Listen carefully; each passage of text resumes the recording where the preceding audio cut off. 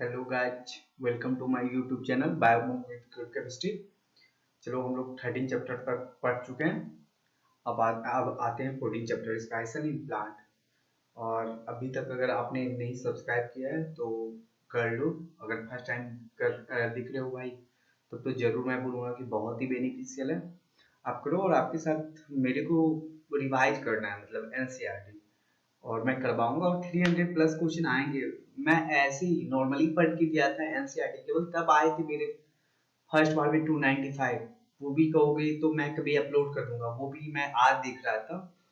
2016 का मेरा नीट का मुझे मिला, दिखा मेरे पिक में, मतलब गूगल पिक में वो सेव था। तो मैं देख रहा था कि यार फर्स्ट टाइम तो मैं ज्यादा मतलब एनसीईआरटी लाइन बाय लाइन पढ़ा था, मतलब उतना चेक कर करके नहीं, तब भी मेरे 295 आए थे। तो 300 प्लस लाना बहुत ही इजी है, ठीक है गाइस। बस आप बने रहो, मेरी बात मानो, ठीक है। चलो वापस आते हैं। रिस्पायरेशन इन प्लांट पढ़ते हैं। रिस्पायरेशन रिस्पायरेशन क्या होता है? सबसे पहले रिस्पायरेशन का पहले हम लोग फूड समझते हैं। फूड क्या होता है? फूड जो होता है कोई भी मैक्रो मॉलिक्यूल होता है ना, जो ऑल द एनर्जी गेन करने के लिए लाइफ प्रोसेस जो भी होता है, मेटाबॉलिक एनर्जी वो सब, या जो भी प्रोसेस होता है वो जीने के लिए जो भी चीज चाहिए जिसके थ्रू एनर्जी मिलता है, मैक्रो मॉलिक्यूल होता है, वो फूड कहलाता है। अब दो चीजें, cyanobacteria algae and green plant, ये अपना फूड फूड खुद बनाते हैं। बाकी जितने भी हैं सब हेटेरोट्रॉफ होते हैं, सब इनके फूड पे डिपेंडेंट होते हैं। एक फंजाई जो है सेप्रोफाइट्स होते हैं, ठीक है। अब जो ग्रीन एल्गी और एनिमल है, प्लांट है, वो फोटोसिंथेसिस के थ्रू बनाता है खाना। फोटोसिंथेसिस क्या होता है? जिसमें केमिकल एनर्जी जो है, sorry, light energy chemical energy में चेंज होती है in the presence of light with the help of chlorophyll. Animal heterotroph होता है, देख लो, बोल रहा था ना,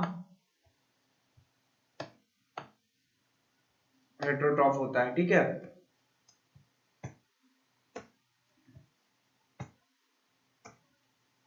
अब आते हैं, ये देखो अभी तक वही है जो मैं बताया था। अभी देखो सेप्रोफाइट लाइक फंजाई भी दे रखा है ना, जो डेड डिकेइंग मैटर। अब बोल रहा है कि सेलुलर एक्सपांशन। सेलुलर एक्सपांशन में क्या है? जो फूड मटेरियल का होता है ब्रेक डाउन होता है, और with the help of different enzyme break down होगा, उसके बाद उससे क्या मिलेगा? एनर्जी मिलेगा, ठीक है। तो ये यहाँ पे ये है। अब फोटोसिंथेसिस, फोटोसिंथेसिस कहाँ होता है? एक सेल के कंपार्टमेंट में होता है जिसे क्लोरोप्लास्ट बोलते हैं। और कहाँ पे फूड मटेरियल टूटता है? वो या तो साइटोप्लाज्म या तो माइटोकॉन्ड्रिया।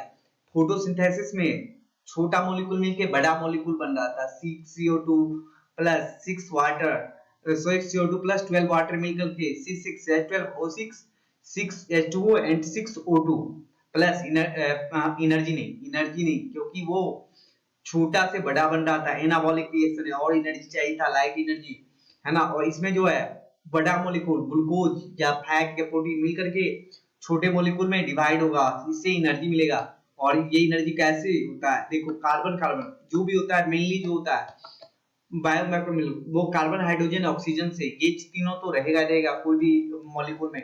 तो क्या कैसे निकलता है? कार्बन कार्बन बॉन्ड के को तोड़ करके जो एनर्जी गेन होती है उसी को क्या बोलते हैं? रिस्पायरेशन बोलते हैं। अब रिस्पायरेटरी सबस्ट्रेट बोल रहा है, mainly favourite respiratory substrate respiration का कौन सा है? जिसमें सब मतलब हेल्प, जिसे सब उसे रिस्पायरेटरी सबस्ट्रेट बनाया जाता है, कार्बोहाइड्रेट ग्लूकोज, वो जो होता है फेवरेट रिस्पायरेटरी सबस्ट्रेट है, वो नहीं मिलेगा तब फैट एंड प्रोटीन, ठीक है गाइस।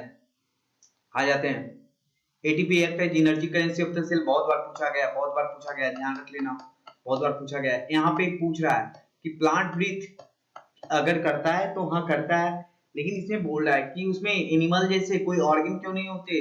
रिस्पायरेटरी ऑर्गन होना चाहिए था ना। रिस्पायरेटरी सिस्टम हम लोग का जैसा वेल डेवलप है। ट्रैक एनिमल में ये आर्थ्रोपोड्स में ट्रैकिया है, हम लोग में जो है लंग्स वगैरह है, एल्वियोला है, इसमें क्यों नहीं होता? तो इसमें इसके तीन तीन रीजन है। फर्स्ट रीजन है कि ये जो है उसका सेल, हर सेल जो होता है, सॉरी, मतलब take care of their self, वो अपनी गैसेस सिस्टम का खुद से देखभाल रख सकता है। सेकेंड, उनको जो है उतना ग्रेट डिमांड में जो है नहीं चाहिए गैसेस, गैसेस एक्सचेंज, हर सेल को उतना ग्रेट जितना एनिमल में होता है उतना है प्लांट को नहीं चाहिए, ठीक है। थर्ड थर्ड जो होता है, क्योंकि सेल टू सेल जो है बहुत कम होता है वो, मतलब ट्रांसपोर्टेशन गैस का, distance that gases must diffuse even larger बल्कि प्लांट डू नॉट गेट, मतलब उनको ज्यादा से ज्यादा सेल, वो हर किसी का गैसेस होता है, तो डिफ्यूजन एक जगह से दूसरी जगह ज्यादा नहीं करना होता है, तो क्यों सिस्टम, इसलिए इन्हें कोई भी सिस्टम नहीं है इनके पास। यहाँ पे ये ऐसे ही है कि जो ऊडी होते हैं, ऊडी में भी होता है वो लैंडफिल होता है, और जगह से गैसेस देखते हैं, जस्टोमाडा से हो रहा था, है ना, पढ़ चुके हैं। अब लूजली लूजली जो पैरेन्काइमा होता है उसमें भी एयर स्पेस होते हैं रोड में, ये देख लेना। ये देखो, ये जो है मेन एनर्जी का, रिस्पायरेशन का ये रिएक्शन है।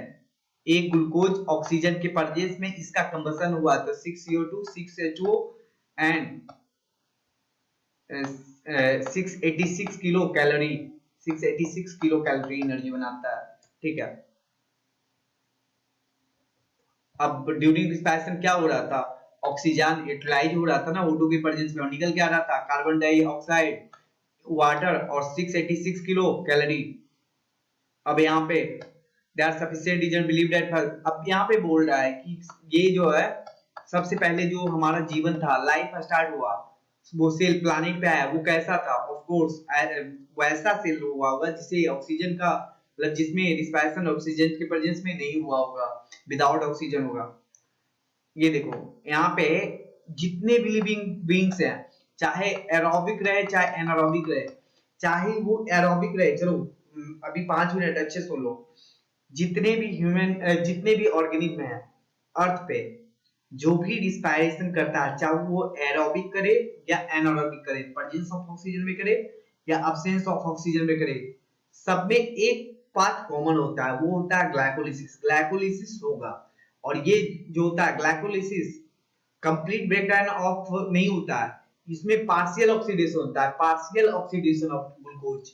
ग्लाइकोलिसिस, ग्लाइकोलिसिस होता कहाँ है सेल में, साइटोप्लाज्म में या साइटोसोल में होता है। साइटोप्लाज्म को ही साइटोसोल बोलते हैं बैक्टीरिया वगैरह में, तो साइटोप्लाज्म में होगा या साइटोसोल में होगा। और तीसरा इसे खोजा था इम्बेडन, मेयरहॉफ और पार्नास। किस किसने, फिर से बोला, इम्बेडन, मेयरहॉफ, पार्नास, ईएमपी, इसीलिए इसे ईएमपी पाथवे बोला जाता है ग्लाइकोलिसिस को, ठीक है। चलो याद हो गया ना क्या क्या मेन चीज बताया मैंने। ये चाहे एरोबिक रहे एनारोबिक रहे, सब में ये कॉमन है, ठीक है, सब रिस्पायरेशन में। इसको ये होता कहाँ पे दे अकर इन साइटोप्लाज्म और cytosol. who discovered the glycolysis? Imbaden, Meyerhoff and Parner discovered the glycolysis, that's why glycolysis is also called EMP pathway. Now come on the other points. Yeah, in anaerobic organism it is the only process of respiration. anaerobic organism में ये ही केवल जरिया है respiration का। Glycolysis अकन side बता दिया, living और glucose undergo partial oxidation, of course बता दिया। और ये देखो बहुत इंपॉर्टेंट पार्ट है, पूछा गया, तो ग्लाइकोलिसिस में जो होता है ग्लूकोज जो है पार्शियल ऑक्सीडेशन होता है, तो उसमें क्या होता है, पार्शियल ऑक्सीडेशन होता है, मतलब कि फुल्ली उसमें ऑक्सीडेशन का मतलब यहाँ पे क्या हुआ कि टोटल जो है O2 उसमें कंबाइन करता जाएगा और CO2 निकलता जाएगा, तो इसमें थोड़ा सा O2 मतलब अटैच होता है, ऐसे समझ लेना। तो वो 1 मोल ग्लूकोज से 2 मोल ऑफ पायरुविक एसिड बनता है। ग्लूकोज 6 कार्बन का, पायरुविक एसिड 3 कार्बन का, तो 2 into 3 कर दो, 6 कार्बन पूरा होना है ना, तो पायरुविक एसिड बनाना, पायरुविक एसिड 3 कार्बन का होता है, तो 2 बनना चाहिए ना, तभी तो। अब आ जाओ, sucrose is converted glucose, glucose. अब भैया देखो, ये पहले बोल रहा है कि ये प्लांट में जो होता है स्टार्च भी होता है और सुक्रोज भी होता है, ग्लूकोज भी होता है। जो ग्लूकोज है तो ग्लूकोज है, स्टार्च है तो उसे इन्वर्टेज के थ्रू ग्लूकोज में चेंज कर देंगे। जो सुक्रोज है सॉरी एमाइलेज के थ्रू, फिर से बोल रहा हूँ, स्टार्च को एमाइलेज के थ्रू माल्टोज में कन्वर्ट करते हैं, फिर माल्टोज से माल्टेज एंजाइम के थ्रू ग्लूकोज में कन्वर्ट कर देंगे। और जो भी है सुक्रोज है, सुक्रोज को इन्वर्टेज एंजाइम से 1 फ्रुक्टोज और 1 ग्लूकोज में चेंज कर लेते हैं। तो जो भी होता है ओवरऑल ग्लूकोज और फ्रुक्टोज दोनों जो होता है वो हमारा ग्लाइकोलिक पाथवे का रॉ मटेरियल है, रॉ मटेरियल है। इसका टोटल अब लोग ये जो है टोटल ग्लाइकोलिसिस 10 स्टेप का होता है, 10 स्टेप का पाथवे बहुत बार पढ़ चुके हैं। एंजाइम मीडिएटेड होता है, एंजाइम मीडिएटेड होता है, तो हम लोग केवल जहां जहां से क्वेश्चन पूछेगा वो पढ़ेंगे, ठीक है।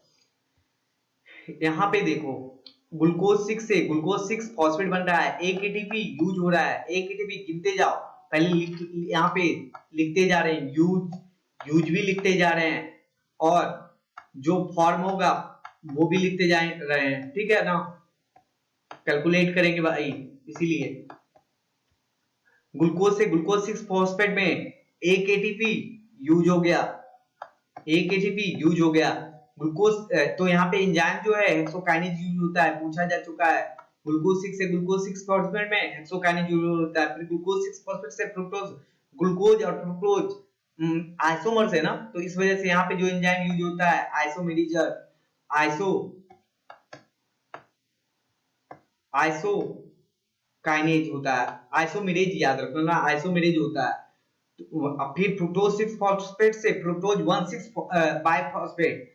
एक्चुअली जो है जहां जहां फॉस्फेट को इंक्लूड करना होता है वहां पे या तो एटीपी आता है या तो NADPH2 आता है, ठीक है।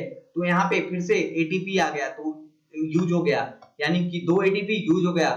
फ्रुक्टोज 6 फॉस्फेट से फ्रुक्टोज 1,6 बिसफॉस्फेट, फ्रुक्टोज 1,6 बिसफॉस्फेट से ग्लिसरल ग्लिसरल ट्राइफॉस्फोग्लिसरॉल्डाइड, इसको उल्टा पढ़ना, ट्राइफॉस्फो मतलब 3-फॉस्फोग्लिसरॉल्डिहाइड, 3-फॉस्फोग्लिसरॉल्डिहाइड बना। और इसी का आइसोमर होता है डाइहाइड्रोक्सी एसीटोन, डाइहाइड्रोक्सी एसीटोन, ये दोनों इंटरकन्वर्सेबल होता है, ठीक है। तो इसमें से किसी का एक जो मॉलिक्यूल रहता है, ये दोनों देखो अभी तक ये 6 कार्बन है ना, तो उससे ये कन्वर्ट हो जाएगा 3 कार्बन कंपाउंड, 3 कार्बन है तो ये 2 मोल बनेगा। तो यहाँ पे देखो एक NADP से रिड्यूस हो रहा है, तो NADP प्लस से NADH बन रहा है, गेन ऑफ हाइड्रोजन रिडक्शन कहलाता है, गेन ऑफ ऑक्सीजन ऑक्सीडेशन कहलाता है। तो क्या बन गया, एक यहाँ पे देखो NADPH2, एक NADPH2 बनता है, एक से 2 है तो यहाँ पे 2 NADH, 2 NADH बना, ठीक है। प्लस देखते रहते हैं और नहीं बना। तो यूज कहां हुआ है ये ध्यान रखना, ग्लूकोज 6 से ग्लूकोज 6 फॉस्फेट में और फ्रुक्टोज 1,6 से फ्रुक्टोज 1,6 फॉस्फेट के बीच यूज हुआ है। अब 3-फॉस्फोग्लिसरॉल्डिहाइड से 1,3 बाइफॉस्फोग्लिसरिक एसिड के बीच NADPH फोटोसिंथेसिस में, P4 फोटोसिंथेसिस याद रखना, P इसमें हट जाएगा, NADH रिस्पायरेशन में। तो एक NADH कहां पे यूज हुआ है, मतलब बना है 3-फॉस्फोग्लिसरॉल्डिहाइड 2 1,3 बिसफॉस्फोग्लिसरिक एसिड, और देखो 1,3 बिसफॉस्फोग्लिसरिक एसिड से ट्रायोज फॉस्फेट 3-फॉस्फोग्लिसरिक एसिड के बीच भी ATP बना है, यहां पर भी ATP बना है, यानी कि 2 ATP यहां पर भी बना, क्योंकि एक से एक मॉलिक्यूल से 1 ATP, तो 2 मॉलिक्यूल से 2 ATP, ठीक है। अब आ जाओ, और एक सबसे लास्ट स्टेप में बनेगा फॉस्फोइनोल पाइरुवेट से पाइरुविक एसिड, फॉस्फोइनोल पाइरुवेट से पाइरुविक एसिड, फॉस्फोइनोल पाइरुवेट से पाइरुविक एसिड, वहां पर भी 2 ATP, क्योंकि सब 2-2 मॉलिक्यूल है गाइस, यहां के बाद सब 2-2 मॉलिक्यूल हो गया है, यहां के बाद सब 2-2 मॉलिक्यूल हो गया है। क्यों हो गया है 2-2 मॉलिक्यूल सब यहां के बाद, बताओ 2-2 मॉलिक्यूल क्यों हो गया, क्योंकि 6 कार्बन से 3 कार्बन के बाद ये दोनों आपस में इंटरकन्वर्सेबल हैं, तो 2-2 देख रहे हो, यहां पर भी 2 मल्टीप्लाई है, तो टोटल फॉर्म क्या हुआ 4 ATP 4 ATP 4 ATP plus 2 NADH,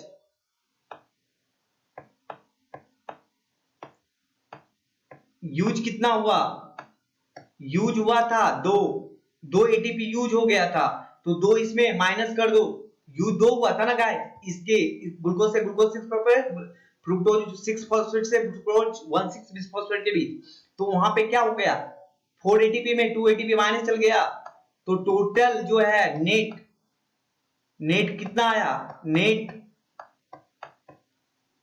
2 NADH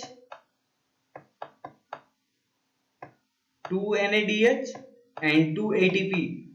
अगर यही ETS ज्वाइन कर लेगा ईटीएस ज्वाइन कर